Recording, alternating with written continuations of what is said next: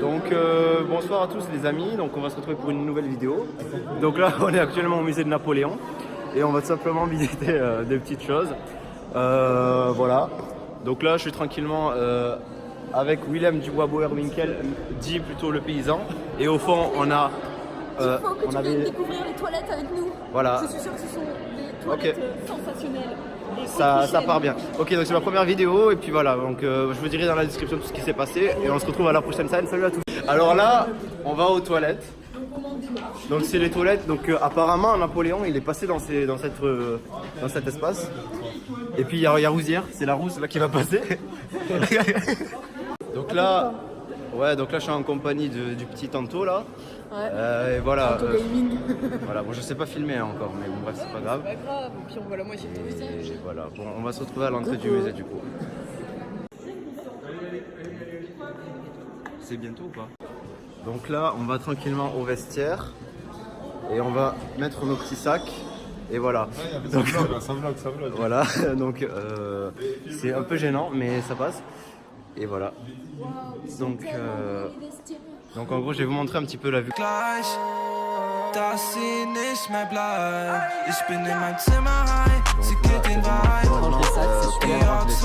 On le prend comme ça là, le sac, on le tient bien, il faut pas qu'il tombe, et ensuite on le rentre, on l'insère à l'intérieur. Ouais, parce qu'en fait il faut savoir qu'ici, si on fait tomber les sacs, on peut avoir une amende. Donc il faut... Surtout que la Gestapo est tape à ta porte. Voilà, donc il faut essayer de bien mettre les sacs au bon endroit, sans les faire toucher. Excusez un peu pour le bruit qu'il va y avoir, mais il faut savoir que là on va monter les escaliers pour pouvoir accéder au musée. Donc c'est parti. Donc voilà, donc là on est dans le musée, donc je suis en train de monter tranquillement les marches.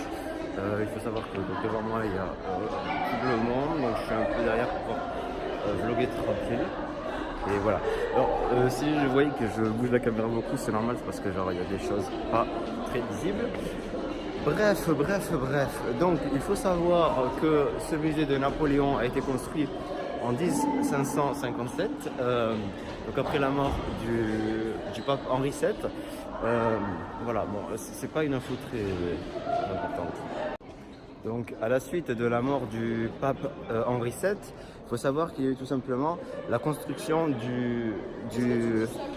Donc il faut savoir qu'à la fin du règne du pape Henri VII, il y a eu la construction de la statue Ein Gasher, je crois que c'est ça, je suis pas sûr exactement.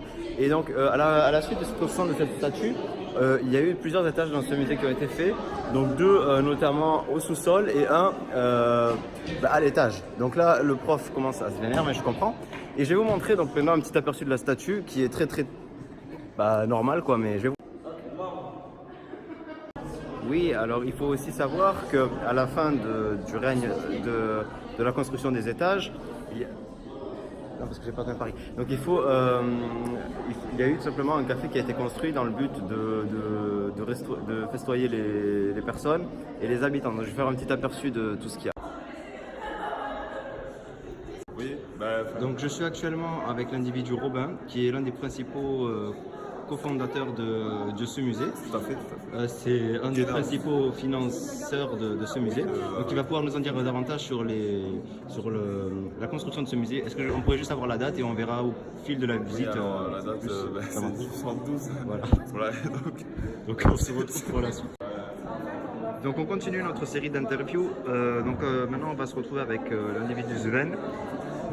Sven qui est la personne chargée de la rénovation de ce musée. Voilà. Alors est-ce que vous pouvez nous en dire davantage sur ce musée? Ça fait longtemps que le bâtiment n'a pas été rénové, la dernière date de 1653. Depuis, le bâtiment s'est très bien conservé, mais il s'agit d'une nouvelle rénovation qui va avoir lieu en 2019. D'accord, merci beaucoup. Donc là, on est tout simplement à l'endroit où il y a eu l'orchestre des femmes d'Auschwitz, je crois, où elles ont simplement chanté pour continuer à soutenir le régime nazi, donc je crois que c'est ça. Ouais, je pense que c'est ça. Donc, Pour soutenir le régime nazi. Oui, c'est ça, Oui. c'est ça. Chaque bouton d'appui, c'est 1 euro de données. Voilà, donc en fait, je vais vous montrer, là, pour soutenir tout simplement le régime ou ne pas le soutenir, je vais vous montrer tout simplement un petit peu les partitions.